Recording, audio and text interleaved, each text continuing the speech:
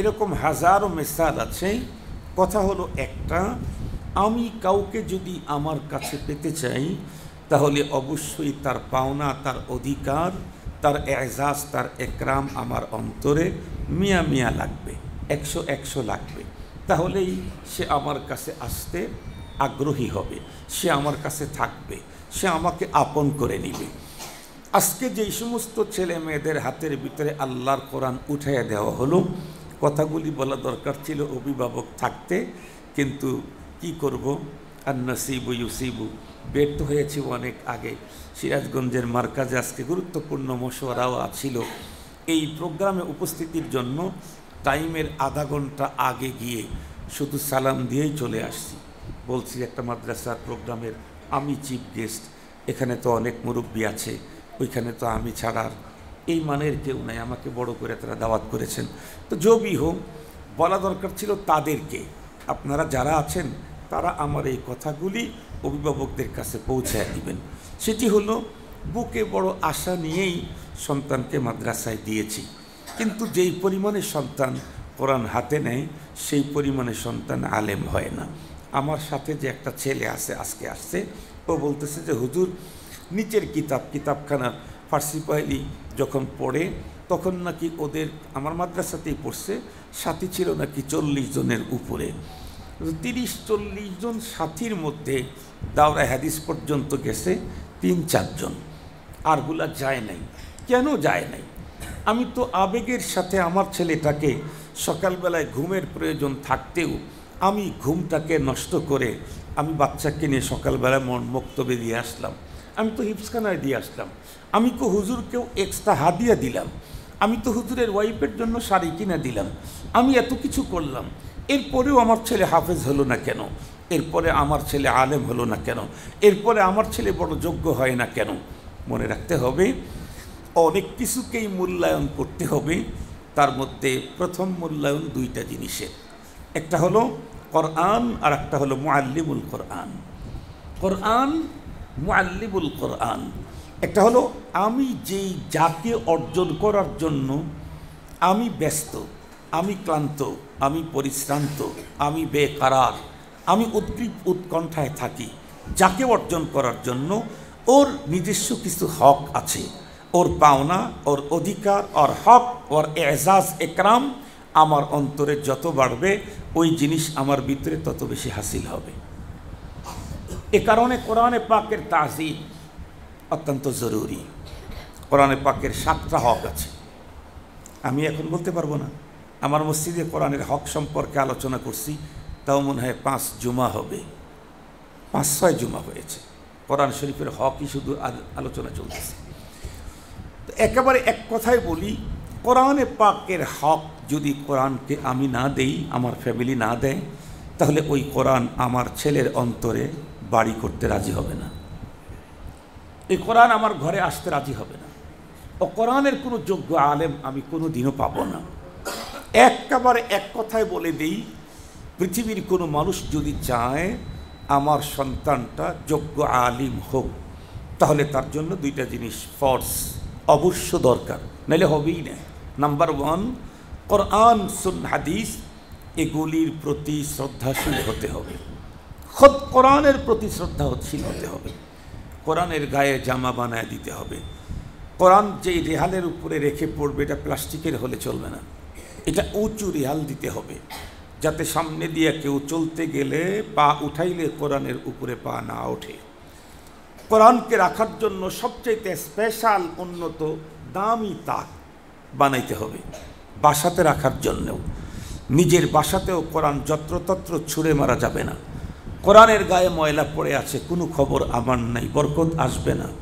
আমি রাত দিন চেষ্টা করব, কিন্তু বরকত আসবে না। কারণ আল্লাহ রাসূল আমাকে বলছেন তাবাররাক বিল কোরআন। আরে তুমি কি দিয়ে বরকত নিতে চাও, কি দিয়ে? নবীজি বলেন তাবাররাক বিল কোরআন, তুমি কোরআনের মাধ্যমে বরকত হাসিল করো। এই কারণে কোরআনে পাকের এজাজ একরাম ছেলেদেরকে করতে হবে, ছেলের অভিভাবকদেরকে করতে হবে। এজাজ একরাম করার পদ্ধতি কি, এটা উলামায়ে কেরামদের কাছ থেকে জেনে নেবেন। 2 নাম্বার হলো মুআল্লিমুল কোরআন, যিনি আপনার কোরআনের টিচার, কোরআনের টিচার যারা আছে, শুধু আপনার ছেলেকে পড়ায় বলতে না, সারা দুনিয়াতে যত মুআল্লিমুল কোরআন আছে, এক কথায় উলামায়ে কেরাম আছে, তাদের ভক্তি, শ্রদ্ধা, ভালোবাসা, তাজিম অন্তরে যত বসাবেন, তত বড় আলেম আল্লাহ আপনার ঘরে তৈরি করে দিবেন। এখন তো ওলামা বিদ্বেষীর এক সায়লাব চলছে, জোয়ার শুরু হয়েছে, ওলামা বিদ্বেষী একটা জোয়ার চলতেছে এখন বাংলাদেশে। স্পষ্ট কথা, আলেম বিদ্বেষী হয়ে তার ঘরে কোনোদিন আলেম হতে পারেন, আমার কাছ থেকে লিখে নিতে পারেন। এটা আমার কথা না, এটা আমার কথা না, এটা আমার কথা না। আলেম বিদ্বেষী হয়ে তার ঘরে কখনো আলেম জন্মিবে না। যদি আলেম কথার কথা হয়েই যায়, তাহলে সে হবে উলামায়ে সু, সে হবে গোমরা আলেম, গোমরা গোমরা। ও নিজে গোমরা হবে, জাতিকে গোমরা করার ইমাম হয়ে যাবে। এই জন্য আমার কথা একটাই, যাদের সন্তানের আজকে কোরআনে পাকের মতো মহামূল্যবান এক গ্রন্থ হাতে নিল, তারা যে কত বড় মর্যাদায় উত্তীর্ণ হলো বলার সুযোগটা, টাইমটা আমার কাছে নেই। তবে আপনি যদি সত্যিই চান আমার ছেলে হাফেজ হোক, আলেম হোক, বড় আল্লাহওয়ালা হোক, তাহলে কোরআন আর কোরআনওয়ালাদেরকে ইজ্জত, সম্মান, একরাম করা ছাড়া ভিন্ন পথে আলেম হওয়ার কোনো কায়দা নেই। আল্লাহ আমাদেরকে তৌফিক দান করুক। ওয়া আখিরু দাওয়ানা আনিল হামদুলিল্লাহি রাব্বিল আলামিন। আলহামদুলিল্লাহি রাব্বিল আলামিন ওয়াসসালাতু ওয়াসসালামু আলা সাইয়্যিদিল আমবিয়া ওয়াল মুরসালিন ওয়া আলা আলিহি ওয়া আসহাবিহি আজমাইন। মাওলাই করিম, রিয়াজুল জান্নাত মডেল মাদ্রাসা, আল্লাহ আমাদের এলাকার সুযোগ্য ছেলে এই মাদ্রাসাটা করেছে। আল্লাহ তুমি এটাকে মকবুলিয়াতের আলা পায়ায় পৌঁছায় দাও। আল্লাহ ভরপুর কামিয়াবি দান করো, যাবতীয় হাজত গায়েবের থেকে পূরণ করো, সকল শরীরদের শারারত থেকে হেফাজত করো, হাসিদিনদের হাসাদ থেকে রক্ষা করো। এখলাসের সাথে তোমার দিনের খেদমতে লম্বা হায়াত ব্যয় করার তৌফিক দান করো। ফ্যামিলি, বাড়ি ঘরে যারা আছে সকলকে সুস্থতার নেয়ামত দান করো। এই প্রতিষ্ঠানের সঙ্গে যারা মহাব্বত, ভালোবাসার সম্পর্ক রাখে, আল্লাহ তুমি তাদেরকে ভালোবাসা দান করো। আল্লাহ তাদের দুনিয়া আখেরাতে কল্যাণ নসিব করো। আল্লাহ যে ছেলেদের হাতে কোরআনুল কারিম উঠাইয়া দেওয়া হলো, এদের প্রত্যেককে আগামী দিনের হাকিমুল উম্মত বানায়া দিও। আল্লাহ এদের প্রত্যেককে আগামী দিনে জুনায়েদ বগদাদি বানায়া দিও। আল্লাহ এদের প্রত্যেককে আগামী দিনে হুসাইন আহমদ মাদানি বানায় দিও। আল্লাহ এই প্রতিষ্ঠান যেন দারুল উলুম দেওবন্দের মতো সারা দুনিয়াতে সুনাম সুখ্যাতি অর্জন করে। এর আবনা যারা হবে তারা যেন পৃথিবীর পূর্ব থেকে পশ্চিম, উত্তর থেকে দক্ষিণ মেরু পর্যন্ত দ্বীনের দাওয়াতে আত্মনিয়োগ করতে পারে, তৌফিক দান করে দিও।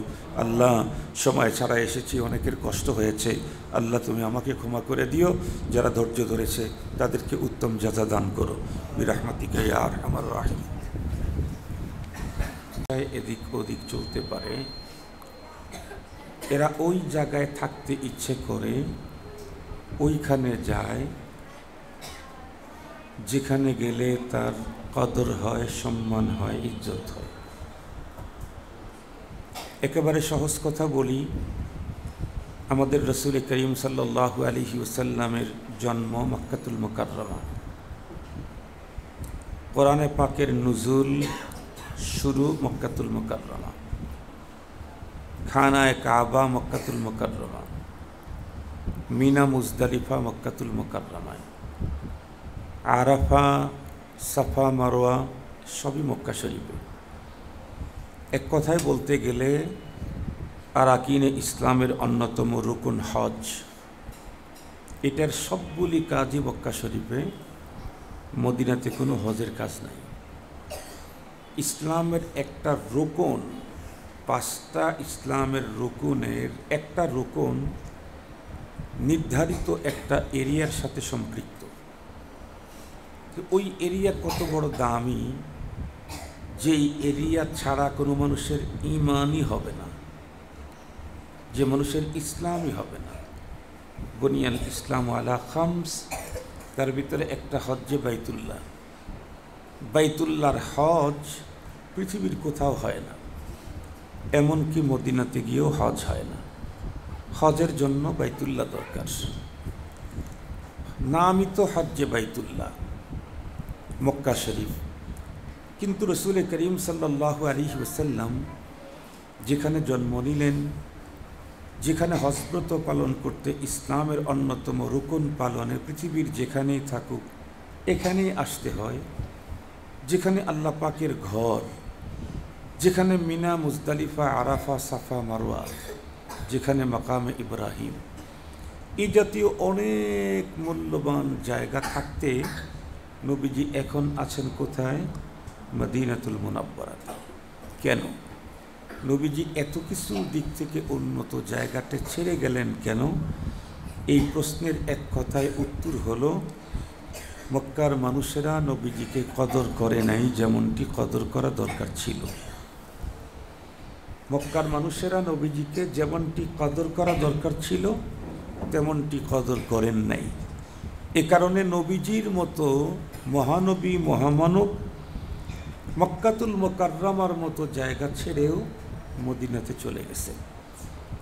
আরও সহজ মিসাল দিলে খুব ভালো বুঝবেন। আমাদের দেশে অনেক সময় দেখবেন একটা শিশু কার কোলে যেতে বেশি চয়েস করে, যে ওই ছেলেটাকে বেশি মহাব্বত করে, আদর দেয়, সোহাগ দেয়, স্নেহ দেয়, মায়া দেয়, তার কোলে থাকতে বেশি চয়েস করে। সেই লোকটা নিজের হোক আর পরের হোক, যে ওকে বেশি আদর দেয়, সোহাগ দেয়, তার কাছে ছোট্ট শিশুও তার কাছে যেতে পছন্দ করে।